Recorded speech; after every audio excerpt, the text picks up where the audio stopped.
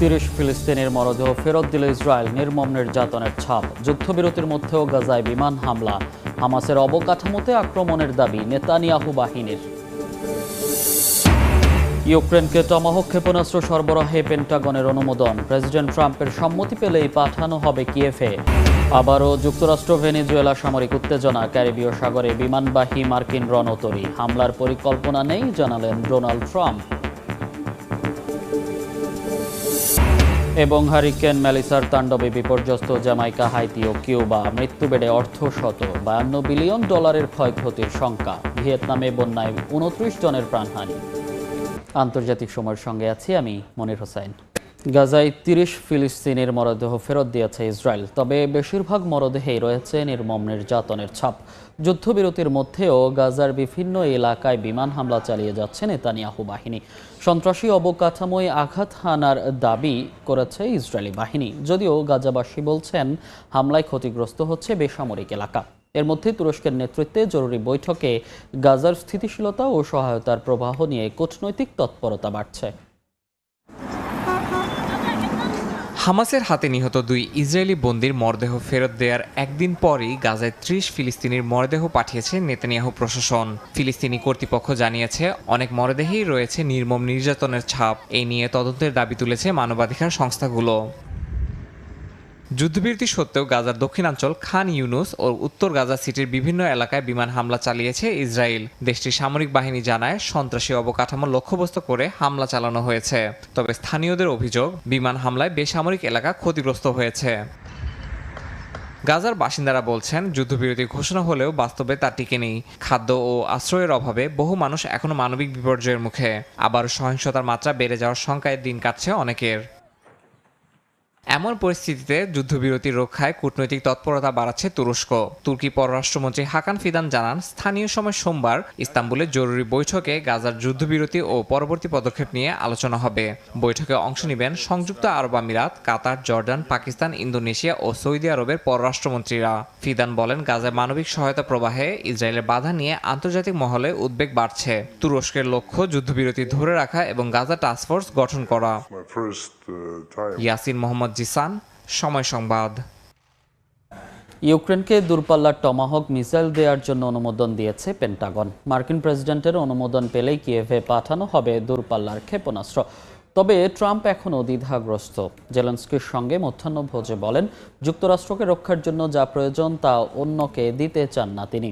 এই আলোচনার মধ্যেই দোনেৎস্ক অঞ্চলে হামলা জোরদার করেছে রাশিয়া। এরই মধ্যে মোতায়েন করা হয়েছে 1,70,000 সেনা। অন্যদিকে গোপন ঘাঁটিতে নতুন প্রজন্মের ড্রোন তৈরি করছে কিয়েভ।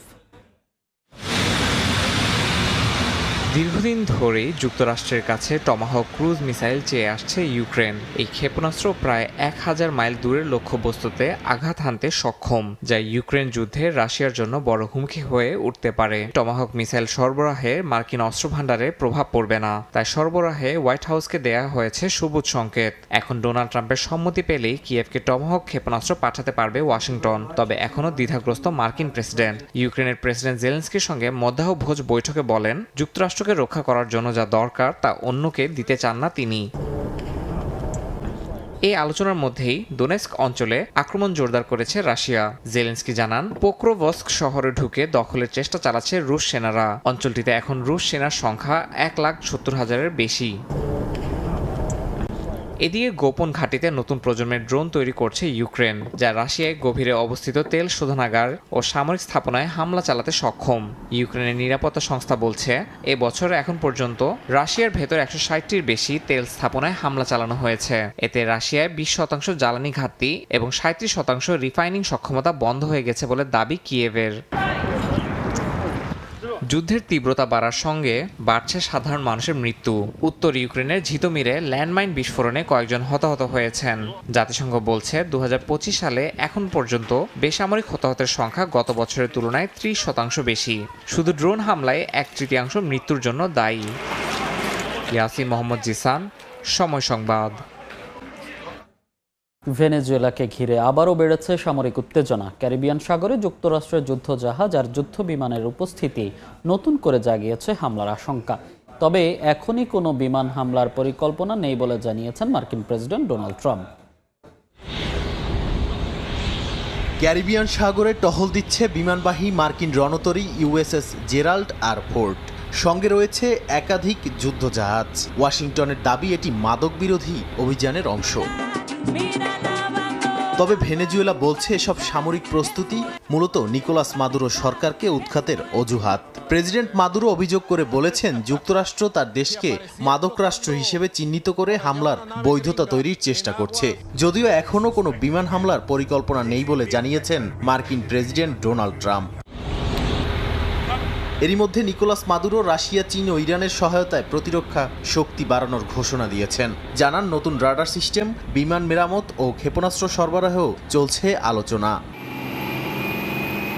এদিকে প্রতিবেশী ত্রিনিদাদ অ্যান্ড টোবাগো সতর্ক অবস্থায় সেনা মোতায়েন জোরদার করেছে। স্থানীয় গণমাধ্যম জানায় মার্কিন যুদ্ধজাহাজ ইউএসএস গ্রেভলি তাদের উপকূলে মহড়া দিলেও অঞ্চলটিতে সম্ভাব্য উত্তেজনা নিয়ে উদ্বেগ বাড়ছে। বিশ্লেষকদের মতে ভেনেজুয়েলায় হামলা আন্তর্জাতিক আইনে অবৈধ হবে যদি না সরাসরি নিরাপত্তা হুমকির প্রমাণ মেলে। তারা মনে করছেন এটি সরাসরি যুদ্ধ নয়, তবে ওয়াশিংটনের চাপের কূটনৈতিক কৌশল মাত্র। নাদিম মারজান, সময় সংবাদ। আন্তর্জাতিক সময় আরও থাকছে। ভারতের অন্ধ্রপ্রদেশে মন্দিরে পদদলিত হয়ে নারী শিশুসহ 12 জনের মৃত্যু, আহত বেশ কয়েকজন। আর্থিক সহায়তার ঘোষণা প্রধানমন্ত্রী মোদির।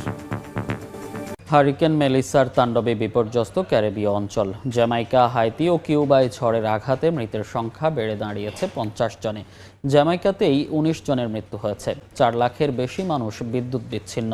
হাইতিতে বন্যা ও ভূমিধসে অন্তত 31 জন মারা গেছেন, নিখোঁজ 20 জন।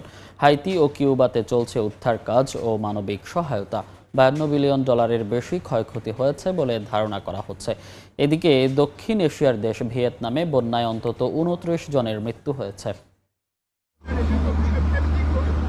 স্থানীয় সময় শুক্রবার জ্যামাইকার মন্টেগো বেতে ঘণ্টার পর ঘণ্টা লাইনে দাঁড়িয়ে পানি ও নগদ অর্থ সহায়তা নেন স্থানীয়রা। হারিকেন মেলিসার তাণ্ডবে লণ্ডভণ্ড অবস্থা জ্যামাইকার।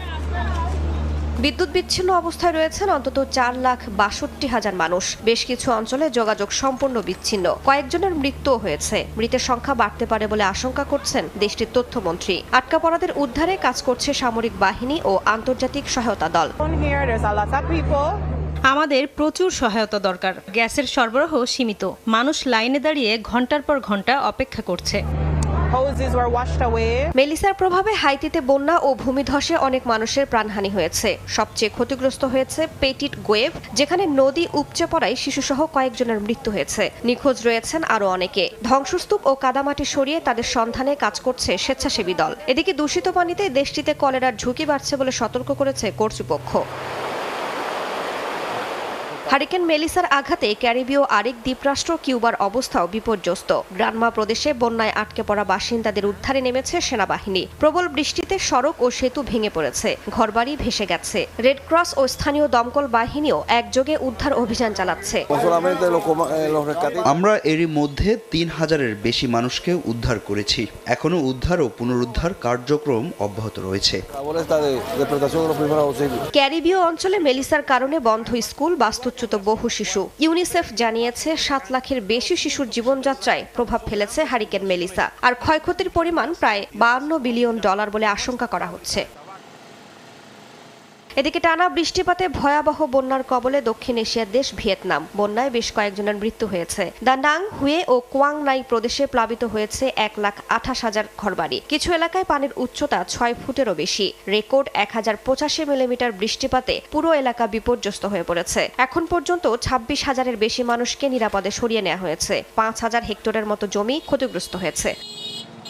রাইসা জান্নাত, সময় সংবাদ। তাইওয়ান ইস্যুতে যুক্তরাষ্ট্রকে আবারও সতর্ক করেছে চীন। মালয়েশিয়ায় আসিয়ান প্রতিরক্ষা সম্মেলনের ফাঁকে মার্কিন সমরমন্ত্রী পিট হেগসেথের সঙ্গে বৈঠকে চীনের প্রতিরক্ষা মন্ত্রী বলেন, তাইপে ইস্যুতে ওয়াশিংটনকে কথা ও কাজে সংযত থাকতে হবে। অন্যদিকে তাইওয়ানের প্রেসিডেন্ট লাই চিং-তে সাফ জানিয়েছেন, এক দেশে দুই ব্যবস্থা প্রস্তাব কখনোই মেনে নেওয়া হবে না। তাইওয়ানকে অনেক আগে থেকেই নিজেদের ভূখণ্ড হিসেবে দাবি করে চীন। সামরিক উত্তেজনা লেগেই থাকে উভয় পক্ষের মধ্যে। চীন বিরোধী প্রেসিডেন্ট লাই চিংতে দায়িত্ব পাওয়ার পর আরও মরিয়া হয়ে উঠেছে বেইজিং। চলমান উত্তেজনার মধ্যে তাইওয়ানের সঙ্গে যুক্তরাষ্ট্রের বন্ধুত্বপূর্ণ সম্পর্ক চীন তাইওয়ানের মধ্যে আগুনে ঘি ঢালছে। এরই জেরে এবার যুক্তরাষ্ট্রকে সতর্ক থাকার আহ্বান জানিয়েছে চীন। মালয়েশিয়ার কুয়ালালামপুরে আসিয়ান প্রতিরক্ষা সম্মেলনের পর মার্কিন সমরমন্ত্রী পিট হেগসেথের সঙ্গে বৈঠকে কড়া বার্তা দেন চীনের প্রতিরক্ষা মন্ত্রী ডং জুন। বৈঠকে তাইপে ইস্যুতে ওয়াশিংটনকে কথা ও কাজে সংযত হওয়ার আহ্বান জানান ডং জুন। বলেন চীন শান্তিপূর্ণ উন্নয়নে অঙ্গীকারবদ্ধ, তবে জাতীয় নিরাপত্তার ক্ষেত্রে কোনো আপোষ করবে না বেইজিং।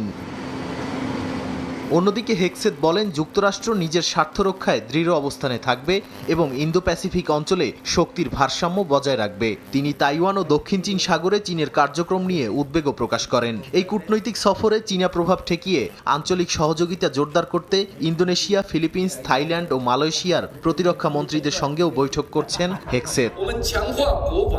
এদিকে তাইওয়ানের প্রেসিডেন্ট লাই চিংতে সাফ জানিয়েছেন এক চীন নীতি ও দ্বৈত ব্যবস্থায় রাজি না তাইপে। শুক্রবার দ্বীপটির হুকো সামরিক ঘাঁটিতে প্রথম M1A2T আব্রামস ট্যাঙ্ক ব্যাটালিয়নের উদ্বোধন অনুষ্ঠানে তিনি বলেন তাইওয়ানের স্বাধীনতা ও গণতন্ত্র অক্ষুণ্ণ রাখতে হলে শক্তিই হবে প্রকৃত শান্তির ভিত্তি। লাই চিংতে আরও বলেন তাইওয়ানের ভবিষ্যৎ ঠিক করবে তাইওয়ানের জনগণ, বাইরে থেকে চাপিয়ে দেওয়া কোনো ব্যবস্থা নয়।